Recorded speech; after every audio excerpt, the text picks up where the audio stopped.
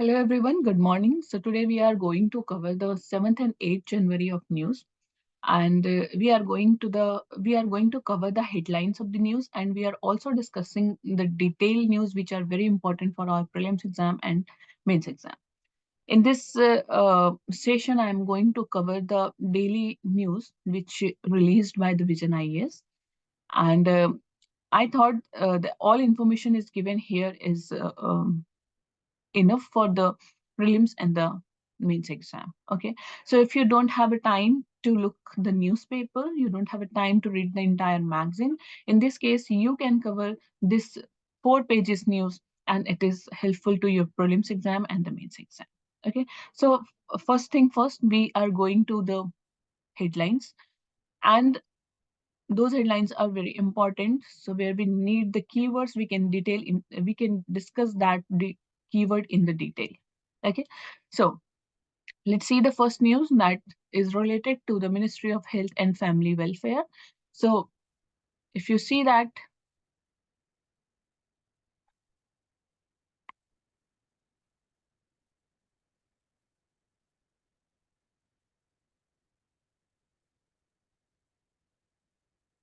just give me one moment.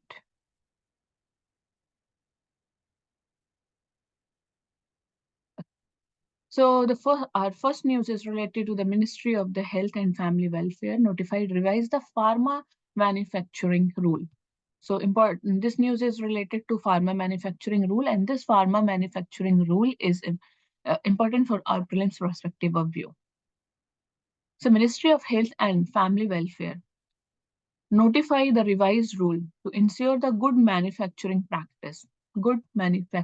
practice, and requirement of premises, plant, and equipment for pharmaceutical product. So first you have to know that what is good manufacturing practice, because it's also help you in your interview round. So let's understand about the GMP, that is good manufacturing practices. Basically, this good manufacturing practices is ensure that products are constantly produced and controlled according to the set quality standard.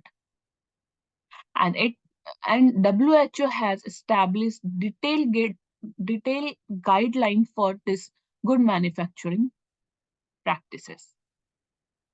In India, good manufacturing practices system was first incorporated in 1988 in Schedule M of the Drugs and Cosmetic Rules in 1945, and were revised in 2018 and bringing them on par with the WHO standard.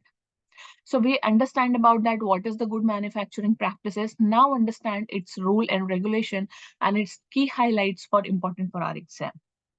So first, this revised rule are notified under Schedule M. You just remember this thing. It's revised under Schedule M of the Drugs and Cosmetic Rule 1945. So initial year is 45, then 88, then 2018 again revised it. But it's come under the rule of 1945. Okay, and will be called Drugs Amendment Rule, because it is amendment this last year. So Drugs Amendment Rule 2023.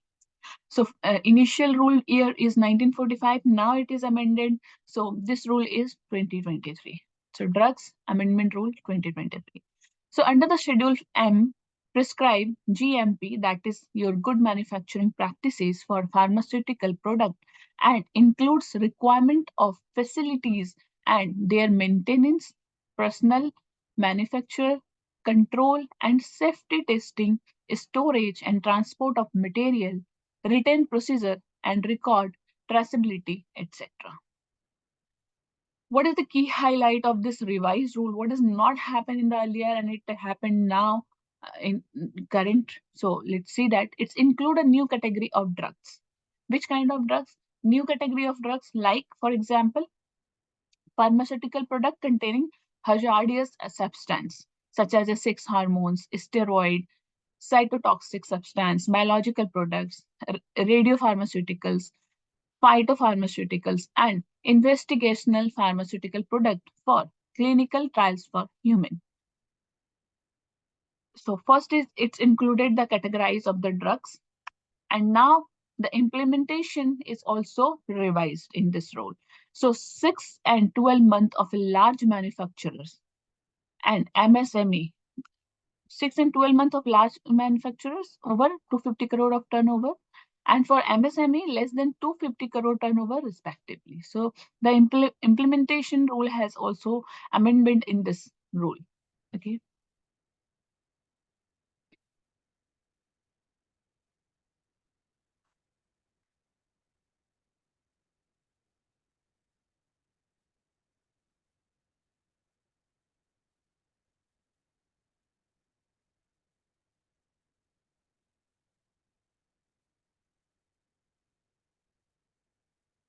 Okay, and the one more thing is change in this rule is that provision for informing the license authority about the drug recall. So presently, no such a mechanism for informing. So now it is changed. And the last one is other changes is introduced. For example, a pharmaceutical quality system, quality risk management, computerized storage system for all drugs, product, etc. So these are the changes happen in this current rule. So you have to remember this thing for the mains point of view, and the keywords we already explained about the good manufacturing practices. This is very important keyword for your prelims point of view and your interview points of view. Okay, let's move to the next topic. So the next news is India should be a pioneer of a standard. Ministry of Consumer Affairs, Food and Public Distribution. What is it? Let's see that. Speaking of 77th Foundation Day of Bureau of India Standard, that is BIS, Minister also highlighted recent progress related to standard in India stating first, mandatory jewelry hallmarking cover 343 district and 90% jewelry that people are buying in hallmark. About 156 quality control orders, that is QCO, of 672 products are being processed. Standard development is the process of creating and establishing agreed upon guidelines or criteria to ensure the quality and operability of the various product or services. Right? So there is a few significance of the standardization, which is important for our mains point of view. So what is the significances of this standard? Let's see. First, it's provide the supports economic growth and enhance the competitiveness. Second, it fosters the technological development and support innovation. Third, it's address the health, safety, and environmental concerns. So these 3 points are very important because it's saying us about the significance of this standard, and it is very important for our mains point of view. Now, next, the standard development process in India is largely government-led with BIS acting as a national standard body, that is NSB. So it's established under the BIS Act 2016. Okay, just remember this word. It involved in harmonious development of activity of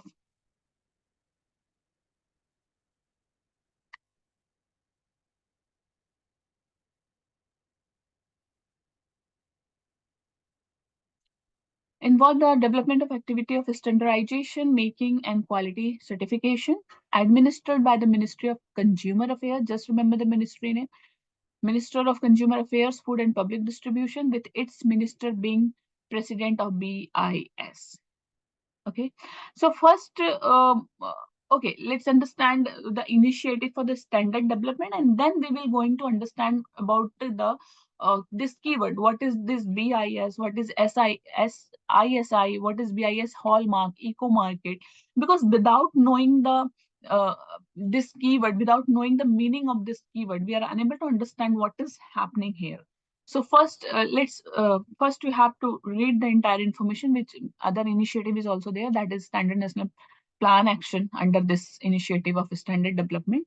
One is the Standard Action Plan. One is Indian National Strategy for Standardization, Quality Council of India, and Scheme of Acceleration of Standard Development Organization, and One Nation, One Standard scheme of BIS. So what is this BIS? If I'm reading One Nation, One Standard scheme. So let's understand what is it.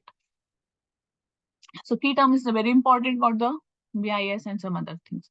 So some certification of BIS is that ISI, it's provided certification because it's acting as a national standard body, right? BIS is acting as a national standard body. So under this, there is some certification of BIS, and first certification name is ISI marka. Okay, in some if you can check any food package where we can see mostly in the oil packets we can see the ISI marker, right? So what is it? It is used for the standard industrial product in India and mandatory for some product like electronics and voluntary for others. Okay. Again, hallmark is BIS hallmark. What is it? So this hallmarking system for the sale of the precious metal like gold and silver jewelry, which certify the purity of the metal. And last is ecomark. What is it? It is for labeling of environmental friendly product. So that is called eco-friendly, ecomark. Okay. So this is some certification or standard for the BIS because BIS is acting as a national standard body. And in this national standard body, some initiative are developed under this standard body. So this initiative are Standard National Action Plan, Indian National Strategy for Standardization, Quality Council of India, and One Nation, One Standard scheme for BIS. One Nation, One Standard scheme for BIS, right? So these are the things. Now move to the next news. And in this news, we are going to know about the In this news, we're going to know about the role of e-fuels and how this e-fuels is produced. We are also looking to that through the flow chart. Okay, so the role of e-fuels in decarbonizing transport. So this report is released by IEA. Okay, so let's see what is this. So under this report analysis, it's saying that emerging e-fuel technology in terms of needed cost reduction, resource and infrastructure investment to achieve a 10% share of e-fuels in aviation and shipping by 2023. How much percent? 10%. When? By 2030. Okay. So e-fuels like, what is e-fuels? E-fuels like e-methane, e-kerosene, e-methanol. So are all fuels in gas or liquid form that are product from renewable or decarbonized electricity. So e-fuels. So first you have to understand what is the e-fuel, because if we are knowing that e-fuels is a e-methane, e-kerosene, e-methanol, right? So what is e-fuel? So e-fuel are a low emission fuel. Okay. So since their hydrogen is produced using low emission electricity and carbon inputs are obtained in way that lead to low life cycle greenhouse gas emission. So this is useful for the environment because it's decarbonizing the transport. So what is the possible benefits of this fuel? So first we have to understand what is the benefit of this fuel, then we will going to learn how it produced. Okay. So if you see that the possible benefits, so it's reduce the emission, it diversification of decarbonization option, it decrease the demand for the critical minerals needed for the battery manufacturing. Okay, so these are the possible benefits of e-fuel. But e-fuel and production route consider this report that hydrogen from electrolysis. So hydrogen-based fuel, if we are going to produce a hydrogen-based fuel, we get the e-fuel. In which method? First, we can synthesize the carbon, and if simultaneously we synthesize with nitrogen, so we get the methanol and ammonia, alternative e-fuels. We only synthesize with the carbon, we can get the drop in e-fuels, that is jet fuel gasoline. Okay. Another method is that hydrogen from the fossil fuel with CCUS. So if we synthesize with the nitrogen, it's create the ammonia. Right? So this all are come under the hydrogen-based fuel and consider as a e-fuel. Okay. Right.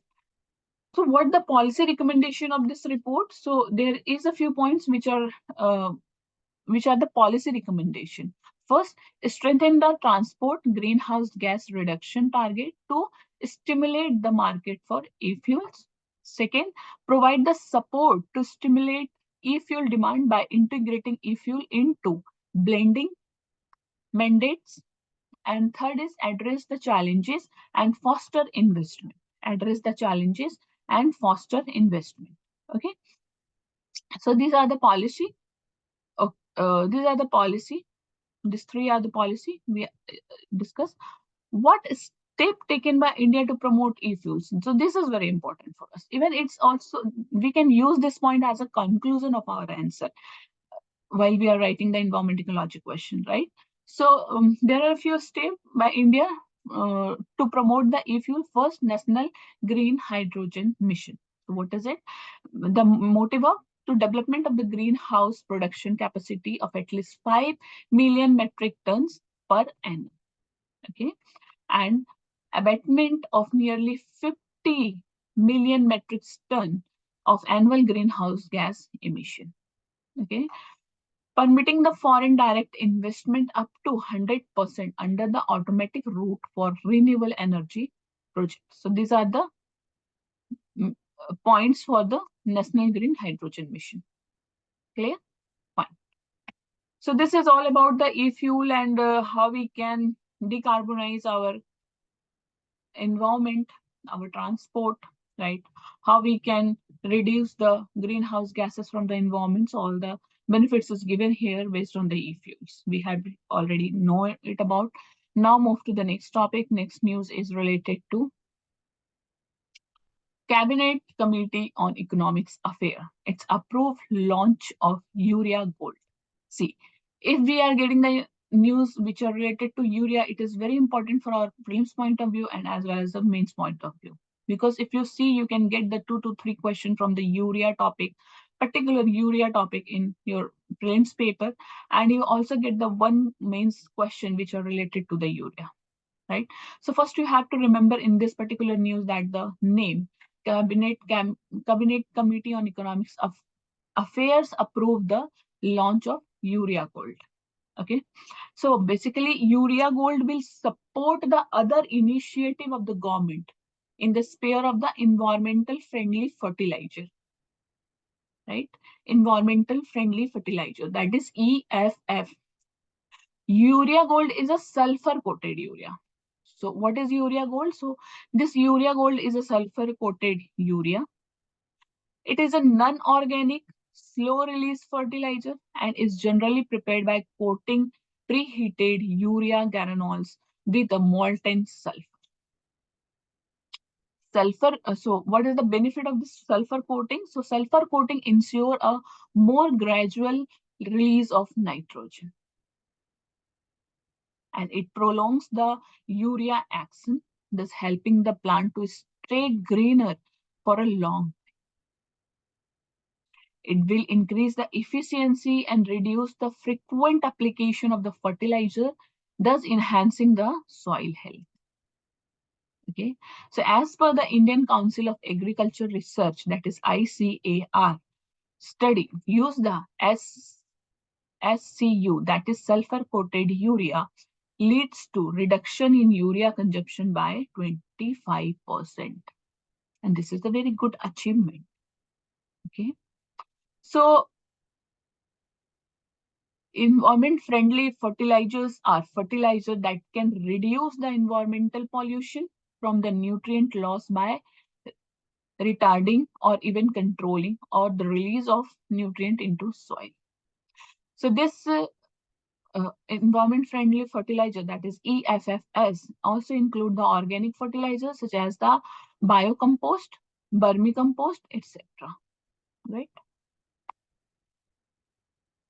So what's the initiative for the environment-friendly fertilizers in India? There is a two initiative basically. There is a three initiative basically. One is PM Pranam. Second is nano urea and neem coated urea. Third is Govardhan. under this neem coated urea, you can getting one Pradhan Mantri Kisan Samriddhi Kendra, which facilitate these fertilizers. Okay, this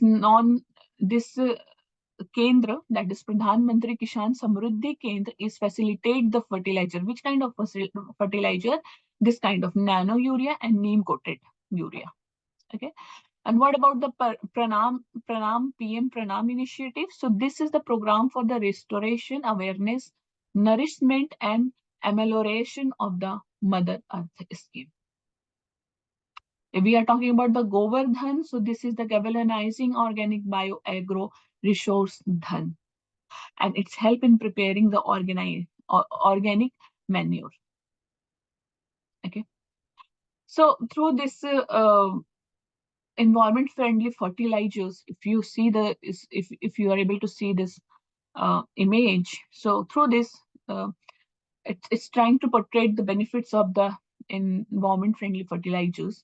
So if we put the environment friendly fertilizers here, it decrease the like NO emission, it increased the organic matter, it also added the soil, it adjusts the soil pH area, and it's also added the improved water retention and water holding capacity. If you forget about the few points through from here, so you can remember this thing. So these are the benefits of the environment friendly fertilizers. Clear? Okay. Now move to the next news which are important. Let's see. Okay. So we are aware about what's the thing is going with the Maldives, right? So based on that, we got some news also. Let's see what is it. Maldives government suspends 3 ministers for derogatory remarks against PM, Indian PM. So now Maldives is crucial for we are aware about the Maldives-India relationship, right? So Maldives-India relationship is uh, like it's we have a lots of uh, operation. We have lots of partnership with the Maldives. So we have a bilateral trade relationship with the Maldives also, because in 2021, India became the Maldives third largest trade partner. Okay. And if we are talking about the security and defense between these two countries, so they are a comprehensive action plan for defense, and joint military exercise is UCO. So just remember this one exercise name is EcoVarin, this between the Maldives and India. This is the joint military exercise. So India is building a new Coast Guard base at the Uthuru Thila Falahu atoll. Okay, and India has also conducted an Operation Cactus in 1988, right? And Operation Neil in 2014 to help to curb the water crisis in Maldives. Again, we are talking about its relationship. So infrastructure projects is going on with the Maldives. Like India is working on the Great Mali connectivity projects, right? We are talking about the tourism with the Maldives. So in 2023, India is leading source market for Maldives due to open sky agreements. So we have a very beautiful relation with the Maldives. We have we are doing a good job with the Maldives, but now we can see that a few things happened with the Maldives and India. So what is it? Let's see. Maldives is a crucial for Indian neighborhood. We know about that. Neighborhood first policy, that is in Maldives has India first policy. However, recently certain divergence has been seen. So based on recent divergence in India Maldives relation, based on that things, the president of Maldives chose the Turkey, not India, after assuming office as his first foreign destination, unlike the past president. Maldives' new president has formally requested India to withdraw the military personnel from the island under the India Out campaign. Maldives did not participate in NSA level Colombo Security Conclave along with India, Sri Lanka, and Mauritius. The Maldives has decided not to renew the Hydrography Corporation agreement with India and its expiry in June 2024. So this is a huge. The impact is very uh, ridiculous over the India, because Maldives have withdraw all these things uh, with the India, and this divergence is very painful. But let's see what's happened in the next news. We will try to cover it that also. Okay, let's move to the next news. So the first news is related to. Just give me 1 minute. So the first is related to the solar observatory Aditya L1 successfully placed in a halo orbit around the Ligurian point L1. So this is the very good thing for the India, and good news for the India also, because ISRO is the only third space agency to station a spacecraft at the Ligurian point L1. And the other two are NASA and European Space Agency. But third one is ISRO. Okay. So ISRO telemetry tracking and command network, that is ISTRAC, has achieved this feat after conducting the complex maneuvering.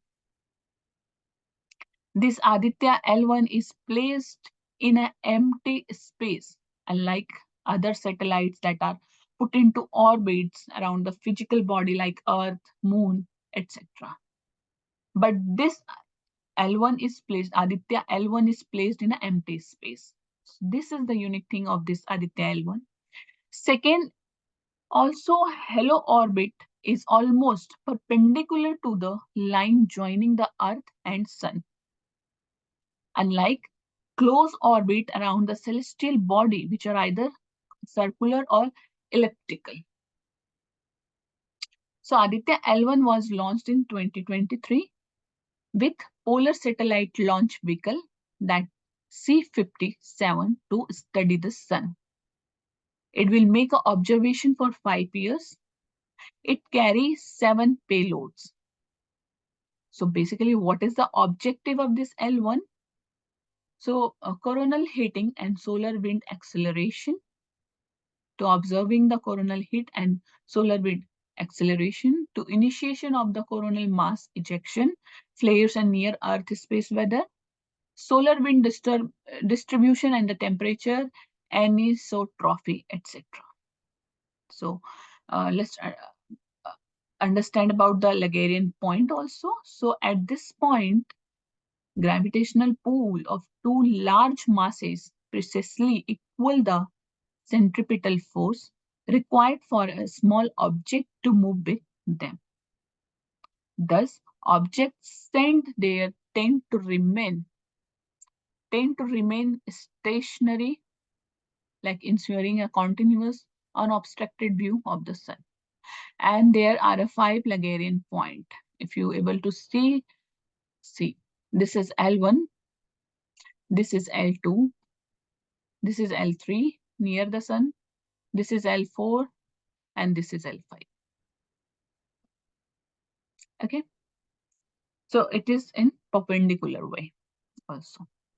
So this is all about the Aditya L1, and we successfully launched it. Now move to the next news. Graphene is in news, and Harike and Gharana wetland. Right. So graphene is important in the point of view graphene is useful for your science and technology paper, and Harika and Gharana wetland is useful for your environment ecology paper. Let's have a look on this small news. What is about it? Graphene, basically the researcher in Georgia has created the world's first functional semiconductor made from the graphene. Okay. For the first time, graphene has shown the band gap property. What is band gap? So band gap actually is a crucial electronic property that allow the semiconductor to switch on and off. Okay. So graphene, what is graphene? Let's understand about the graphene. It is a two-dimensional single atom thick layer of carbon atoms bonded in a hexagonal honeycomb lattice structure. It is extract from the graphite and display unique physiochemical property, for example, high surface area, excellent thermal conductivity, etc. Other application of this graphene is energy. To produce energy like solar cell, in fuel cell, in supercomputers, etc. Sensor, biosensor, biomedical is also used this, also the graphene in their compounds. Okay, so this is all about the graphenes. And what is important thing is that, so this is the world's first functional semiconductor made from the graphene. That's why graphene is in news. Okay, so this is it. Now let's move to the wetland. So Harike and Gharana wetland there is. So a significant number of migratory birds have arrived in Harike and Gharana wetlands recently. That's why it is in news. Let's understand about the Harike wetland. What is information? It is a North India largest wetland situated at the confluence of the Satluj and Beas River in Punjab. It came into existence in 1953 due to the construction of the barrage on river Satluj. That is man-made. And it is also a Ramsar site. Okay. If we are talking about the Gharana, so Gharana wetland is located on the Indo-Pak border in Jammu district. It's situated along the Central Asian Flyway. It is important bird area declared by BirdLife International and Bombay Natural History Society. So this is the very fact. You have to learn it, mug up it, because it is important for your prelims as well as the mains paper. Now let's check the last few news. So first is Swamitwa scheme. What is it? Swamitwa is survey of village and mapping with improvised technology in village area. So this is Samvida. Swamitwa. What just read about what about it? Scheme type. It is a central sector scheme. And Ministry of Panchayat. Who is the ministry? Ministry of Panchayat Raj, right? What is the objective of this scheme? To establish the clear ownership of property in rural area with issuance of legal ownership card to the property owners. So this is a very good initiative, good scheme also. It's help to rural area people who are sometimes they got cheated with the other one with this kind of things, property related things. So this is a very good scheme for that one. And it uses the drone technology for mapping the land parcels. This is also very good. Significance of a scheme is facilitating the monetization of property, enabling the bank loan and comprehensive village level planning, mitigating the disputes. Okay, so this is very, very, Swamitwa scheme is a very good scheme for the rural backgrounds people. That's a very good thing. Now, bioimaging banking, what is it? So, Mumbai TMH has established the bioimaging bank for cancer. Through it, the hospital is utilizing the deep learning and artificial intelligence to craft the cancer-specific tailor algorithm that aids in early-stage cancer detection. Okay, so it will link with the clinical information and treatment specifically. So, bioimaging bank, what is it? This is initiated by TMH, Mumbai TMH, established the bioimaging bank for the cancer. So just remember this thing. Nothing more important here. Okay. Come to the next one, that is camptothecin, that is CPT. What is this CPT? So it is an important anti-cancer drugs, lead the molecule for high volume drugs like the irinotecan and topotecan. Okay, so this is about the drugs. Just remember the drugs name. And what is the drawback? It is a water insolubility, low targetability, and toxicity to normal tissue. So there is a drawbacks. Okay, just it was not that much important because it was not a bug free, right? So not that much useful. India scientific expedition to Antarctica. What is this? This MV Wesley Golovin, an expedition vessel chartered by India, embarking its journey to Antarctica for 43rd ISEA Vogai. So it is a part of the Indian Antarctic program. Okay, that's why it is in news. And it also comprises the member for a few partners country like Colombo Security Conclave, right? So this Colombo Security Conclave is a maritime security grouping, and who is the member? Member is India, Sri Lanka, Maldives, and Mauritius. When we are talking about the Maldives, we know that ki Maldives ne reject kar diya, right? And Bangladesh and Siachen also observer member of this conclave. Okay, move to the last points, last news. That is Proba 3 mission. What is it? This is launched by the ISRO. ISRO will launch the European Space Agency Pioneer Proba 3 mission in 2024. What is the objective behind of this mission? Proba mission. It will create a 144-meter long solar chronograph, an instrument that will allow the scientists to study the sun corona. Right? Move to the next news. World economic situation and prospect of 2024. So this report published by the United Nations Development of Economic and Social Affairs, and this in 2022 FDI flow to India rose by 10% and making it the third largest country of announcing the greenfield projects. That's why this report is important for the India and for your prelims paper also. Right? Fine. Now learn about map, and in today's map we are covering the Saudi Arabia and its capital is Riyadh. Why we are going to cover it? Because India and Saudi Arabia signed an agreement on annual, that is Hajj pilgrimage. What is the political feature of this thing? What is the political feature of the Saudi Arabia? It's located in the Middle East and West Asia. It is the largest country in the Arabian Peninsula. Bordering nation, it's Jordan, Kuwait, Iraq, UAE, Qatar, Oman, and Yemen. Bordering water bodies is Persian Gulf and Red Sea only two, right?